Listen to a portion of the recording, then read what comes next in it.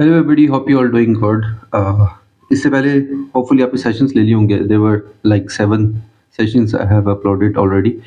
सो अब नेक्स्ट जो है, हमने लास्ट जो किया था that was range trading.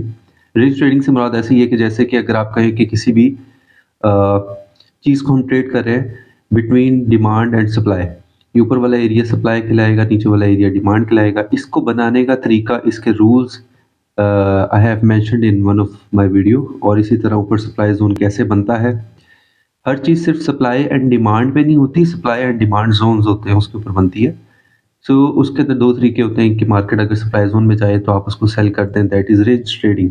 Market दोबारा डिमांड जोन में आए, आप उसको बाय कर ले, that is again range trading. But ज़रूरी नहीं है कि सारी ज़िंदगी ये प्राइस जो है ये इन दो डिमांड एंड सप्लाई के दरमियान में फिरती चली जाएगी और आपको सुनहरे मौके मिलेंगे कि आप जब भी डिमांड में बाय करें और सप्लाई में जाए तो सेल करें। सो उसके लिए हम जो नेक्स्ट चीज़ है that is breakout trading. Breakout trading से मुराद ये होता है कि जब भी कोई डिमांड या सप्लाई जोन कभी ना कभी अपनी ज़िंदगी में टूटेगा, ऊपर की तरफ सप्लाई जोन टूटे या फिर डिमांड जोन क्या टूटे, नीचे की तरफ टूटे, तब हम क्या करेंगे, तब हम जो हमारी ट्रेडिंग की स्ट्रेटजी है वो मुकम्मल तौर पे बदल जाएगी। वो हमारी जहाँ से हम सपोज सप्लाई से सेल कर रहे थे, अब हम डिमांड जोन से बाय कर रहे थे, अब हम सप्लाई जोन के टूटने के बाद बाय करेंगे और डिमांड जोन के टूटने के बाद सेल करेंगे। अब इसकी वजह बताता हूँ कि सपोज हर शख्स इस डिमांड जोन से और सप्लाई जोन से चीज़ों को खरीदने के लिए तैयार था कि सपोज कि $5 पे कोई चीज़ आएगी, प्राइस आएगी, तो फिर मैं बाय कर लूँगा so that I can sell it at 6 और 7 और 8 और 10, जितना भी ऊपर जाएगी मैं सेल कर दूँगा। और कुछ लोग हैं जो कि क्या कर रहे हैं कि जो कि $10 पे सेल कर रहे हैं। इट मीन्स कि वो सारे लोग जिन्होंने 5 पे बाय किया था वो सारे यहाँ पे क्या कर रहे हैं, सेल कर रहे हैं। या फिर वो जो यहाँ पे सेलिंग की ट्रेड डाल रहे हैं इन फ्यूचर एवरेज ट्रेडिंग, वो लोग हैं जो कि 10 पे क्या कर रहे हैं, सेल कर रहे हैं ताकि जितनी मार्केट नीचे आएगी हम सेल पे ट्रेड करें। लेकिन अचानक उन्हें पता चलता है कि जो 10 की प्राइस है ये ब्रेक हो गई हुई है। अब 10 वाला area it's not an area to sell, but कि यहाँ से इसके बाद ब्रेक होने के बाद अब प्राइस क्या करेगी, ऊपर जाएगी बजाय इसके कि नीचे जाए। इसी तरह 5 से लोग जो है वो परचेजिंग कर रहे थे, अब परचेजिंग बाय 5 से नहीं करेंगे वो। अगर सपोज 5 से नीचे की अगर हो जाती है, ब्रेक कर जाती है, now the price will go to selling. अब मार्केट की प्राइस जहाँ से लोग पहले बाय कर रहे थे, अब लोग क्या करेंगे, नीचे की तरफ सेलिंग करेंगे। So what is demand and supply, ये आपको पहले समझा चुका हूँ। व्हाट इज रेंज ट्रेडिंग, ये मैं आपको पहले समझा चुका हूँ। अब जो नेक्स्ट थिंग इज कि that is breakout trading. Breakout trading के अंदर आपने डिमांड जोन्स के टूटने पे क्या करना है, सेल करना है, और सप्लाई जोन के टूटने पे बाय करना है। बट द क्वेश्चन इज कि क्या हमेशा ऐसे ही करना है और ऐसे ही प्रॉफिट निकलेगा? ऐसा नहीं है, हरगिज नहीं है।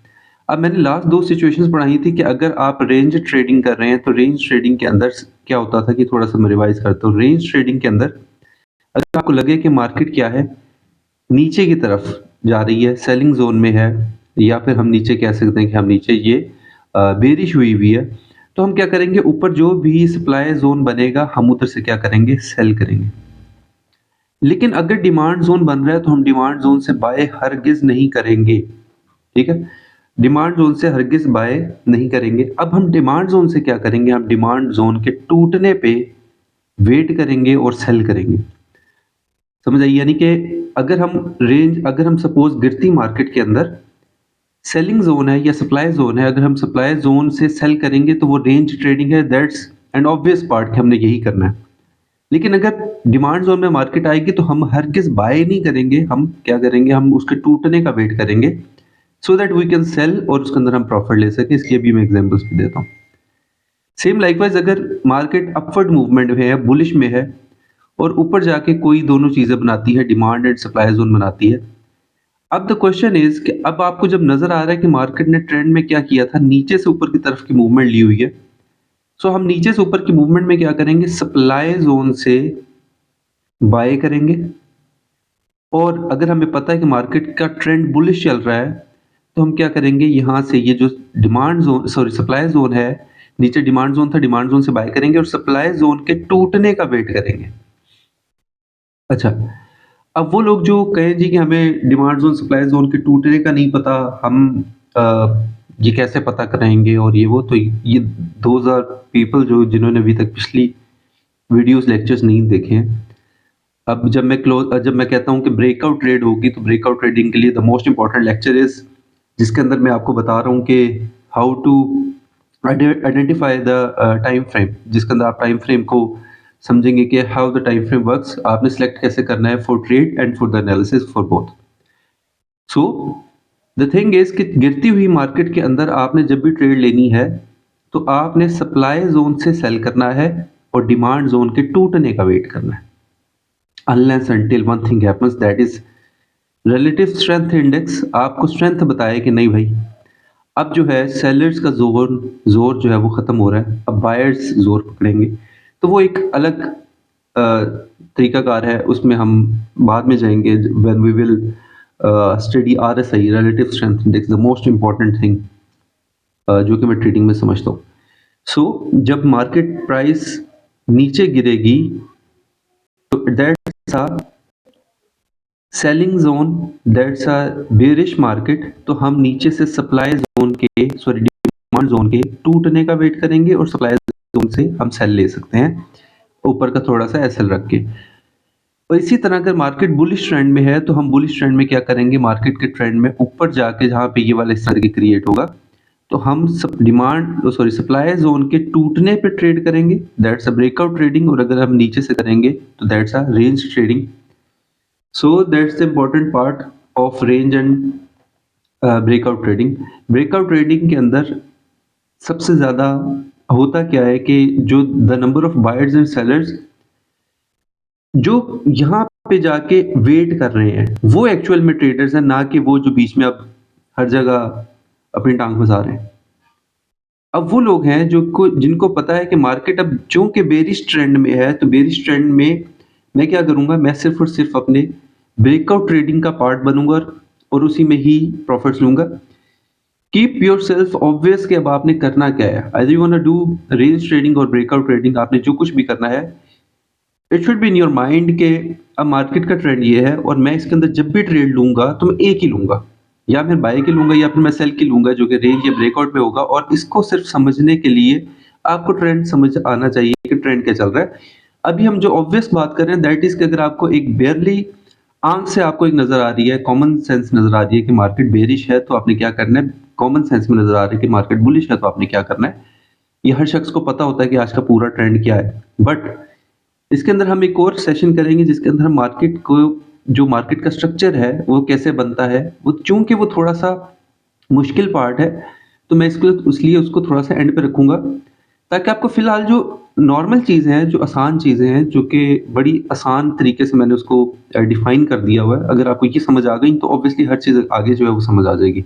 सो दोबारा मेरे साथ रिवाइज करें कि अगर मार्केट बेरिश है, तो आपने सप्लाई ज़ोन से क्या करना है, हमेशा सेल करना है। डिमांड ज़ोन के हमेशा ब्रेकआउट होने के बाद क्या करना है, सेल करना है। हम सेलिंग में ही रहेंगे, हम बाय में नहीं जाएँगे। अगर आप ये चीज़ समझ जाते हैं, तो ये सबसे ज़्यादा इम्पोर्टेंट पार्ट हो जाएगा कि अगर आप सिर्फ़ ये समझ जाते हैं कि मार्केट का ट्रेंड बेयरिश है, तो हम क्या करेंगे, सेल करेंगे। इन फ्यू लेक्चर्स हम एक और काम करेंगे कि अगर आप ये सीरीज़ में साथ जुड़े हुए हैं, तो आपने हर वीडियो में अगर मैं भूल जाऊँ तो कमेंट करना है कि सर आपने ये पढ़ाना था और आप भूल गए हैं। That's an EMA strategy. EMA strategy से आपको ट्रेड नहीं मिलेगी, बट आपको ट्रेड से ट्रेंड पता चल जाएगा। ट्रेंड पता चल गया तो आप ट्रेड ऑब्वियसली वही लेंगे जो कि ट्रेंड शो कर रहा है। लाइक अगर मार्केट में सेलिंग जोन चल रहा है और ईएमए भी शो कर रहा है कि मार्केट सेलिंग में है, then you will go in selling trade instead of going in buy trade। तो इसी तरह अगर मार्केट बुलिश है और बुलिश में जाके कुछ ऐसा करके सपोर्ट रेजिस्टेंस क्रिएट कर रही है, then you have to wait for the buy trade, demand से बाय एंड सप्लाई के टूटने के बाद बाय करना है आपने। सो नाउ द थिंग इज कि अब ये सारी चीज़ें समझाने में, देखने में, सीखने में आसान लगती हैं। One of the important comment जो कि मुझे आया वो ये कि जी एसएल हिट हो जाए, आपने एक एग्जांपल दी और उसमें एसएल हिट हो गया। मैंने आपको पहला लेक्चर इसीलिए बताया था, we all are blind as traders. हम प्रोबेबिलिटी पे ट्रेड कर रहे होते हैं।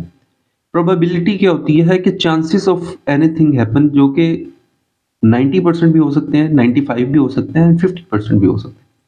हम जब डिमांड एंड सप्लाई कर रहे हैं, हम इकोनॉमिक्स के उस लेवल पे हैं जहाँ पे हमें सिर्फ पता है कि मार्केट में कहाँ डिमांड और कहाँ सप्लाई क्रिएट हो रही है। So now our part is कि हम उसको डिमांड एंड सप्लाई को समझ के वही करें जो हमें चार्ट दिखा रहा है। हम उसके अंदर अपने पल्ले से कुछ नहीं डालेंगे, क्योंकि मैं पहले ही डिफाइन कर चुका हूँ, we all are blind in trading. We all traders, जिसको बहुत कुछ आता है, जिसको कुछ नहीं आता, सब बराबर हैं। सिर्फ फर्क क्या है कि हम किसी के पास वो, दैट्स अगेन मेटाफोरिकल स्टिक है और किसी के पास नहीं है। किसी को ज्यादा इस्तेमाल करनी आती है, किसी को कम आती है। So now the part is examples. SL is part of trading, ये आपने हमेशा याद रखना है। अच्छा, तो मार्केट आप नॉर्मली देखें, मैंने आपको कोई स्ट्रक्चर नहीं समझाया है, नथिंग एल्स। मैंने आपको सिर्फ बताया कि कॉमन सेंस क्या कहती है। कॉमन सेंस कहती है कि मार्केट ने प्राइस में क्या किया, गिरना शुरू किया। जब मार्केट प्राइस ने गिरना शुरू किया तो इट मीन्स कि मार्केट में जोर जमाई कौन करेगा, वो सेलर्स करेंगे। अब सेलर्स अगर मार्केट में है तो इट मीन्स कि वो क्या करेंगे, वो आपके डिमांड जोन को तोड़ने की कोशिश करेंगे, सो दैट यू नो कि मार्केट नीचे की तरफ जाएगी। जैसे सपोज अगर मैं कहूं कि यहाँ पे 1 मिनट के टाइम फ्रेम पे ये एक डिमांड जोन क्रिएट हुआ। अब डिमांड जोन के कुछ वर्ड्स आगे पीछे हो जाए तो बड़ी माजरत, मैं बड़े फ्लो में बोल रहा हूँ। कहीं पे डिमांड को सप्लाई या सप्लाई को डिमांड कह दूं तो obviously you are more genius than me, तो आप समझ जाएंगे ऑब्वियसली। तो ये क्या है, ये एक डिमांड जोन है जिससे मार्केट को उठाया जा रहा था बार बार, लेकिन चूंकि हमें पता है कि मार्केट क्या है, बेरिश है, तो हम किस चीज की ट्रेड में बैठेंगे, हम सेल की ट्रेड में बैठेंगे। सो सेल की ट्रेड में जब हम बैठेंगे तो हमने क्या करना है, इसके टूटने के बाद यहाँ पे सेल की ट्रेड डालनी है, so that market go down और हम उसके अंदर प्रॉफिट ले सकें। मार्केट नीचे तोड़ा और मार्केट नीचे चली गई। अब यहाँ पे अगर आपने ये समझना है कि मार्केट के टूटने से क्या मुराद है, तो फिर आपको वो जाके सेशन लेना पड़ेगा, जो कि मैं पहले ऑलरेडी कह चुका हूँ। सो अगेन यहाँ पे डिमांड जोन टूटा and we went in sell. ज़्यादा बड़ी नहीं मिली, लेकिन हमें एक सेल मिल गई। अब जो कहेंगे कि यहाँ से आपने बाय क्यों पकड़ी है, दैट्स एन एक्सट्रीम पार्ट के, वो लेवल भी थोड़ा भी अचीव करना पड़ेगा कि यहाँ पे बाय क्यों पकड़ी है। वो एक अलग पैटर्न ऑफ ट्रेड है। That's I only teach in 1-on-1 session, not in free at all. Okay, तो अभी आपके लिए क्या है कि आपके लिए आपने जब भी डिमांड जोन टूटेगा तो आपने क्या करना है, ब्रेक करना है। ये एक पार्ट हो गया जिसके अंदर हमने समझा कि मार्केट जब भी डिमांड एंड सप्लाई जोन्स में आएगी, आपने सबसे पहले कॉमन सेंस में देखना है कि मार्केट का ट्रेंड क्या है। अगर आप यहाँ भी देखेंगे तो ट्रेंड क्या था, बेरिश। यहाँ भी ट्रेंड क्या था, बेरिश। अगर मार्केट का ट्रेंड बेरिश है, तो इट मीन्स कि आपने जब भी ट्रेड लेनी है तो आपने डिमांड जोन के ब्रेकआउट के बाद ट्रेड लेनी है। ओके ओके, सेम लाइकवाइज अगर हम थोड़ा सा और आगे मूव करके देखें, अगेन मार्केट ने यहाँ पे कॉमन सेंस कहती है कि बेरिश ट्रेंड में है, मार्केट बड़ी तेजी से नीचे गिरी है। तो जब अगर मार्केट नीचे गिरी है तो यहाँ पे जब भी ब्रेकआउट करेगी तो मैं क्या करूंगा, सेल करूंगा। So again that's breakout trading. Let's again यहाँ पे फिर दोबारा सब डिमांड जोन क्रिएट हुआ। जब भी ये नीचे ब्रेक करेगा, चूंकि मार्केट क्या कर रही है, मुसलसल ऊपर से नीचे की तरफ आ रही है, तो मैं क्या करूंगा, इसके टूटने के बाद सेल करूंगा। That's again breakout trading. Again market यहाँ पे डिमांड जोन क्रिएट करी है, जब ये तोड़ेगी तो मैं क्या करूंगा, ब्रेकआउट ट्रेडिंग। और उसके बाद ये दो एग्जांपल्स जिसके अंदर हम ये देखेंगे कि जब भी मार्केट अपना सप्लाई जोन में जाएगी, गिरती मार्केट के अंदर, तो हम क्या करेंगे, हम गिरती मार्केट के अंदर जब भी सप्लाई जोन पे मार्केट जाएगी तो हम सप्लाई जोन से सेल करेंगे, इंस्टेड ऑफ वेटिंग कि मार्केट इसको ब्रेक करे और बाय में जाए। हम इसे क्या करेंगे, सेल के ट्रेड में बैठेंगे। अगेन मार्केट की जगह पे आई नीचे डिमांड, जिसको हम सपोर्ट लाइन कहते हैं, सपोर्ट लाइन क्रिएट हुई, ये टूटेगी तो हम क्या करेंगे, सेल करेंगे। जो शख्स भी ट्रेंड को समझते हुए ये एक सिंपल कॉमन सेंस में ट्रेंड को समझ रहे हैं एंड देन उसके बाद हम ईएमए के ज़रिए और वापसी रिवर्सल कब होगा, जो ये वाला पैटर्न था, ये मेरे से एक ट्रेड अभी मिस हुई है। ये अगर मैं यहाँ पे ट्रेड लेता तो obvious that was a buy, लेकिन कैसे पता चला वो यहाँ पे पता चलेगा थ्रू आरएसआई।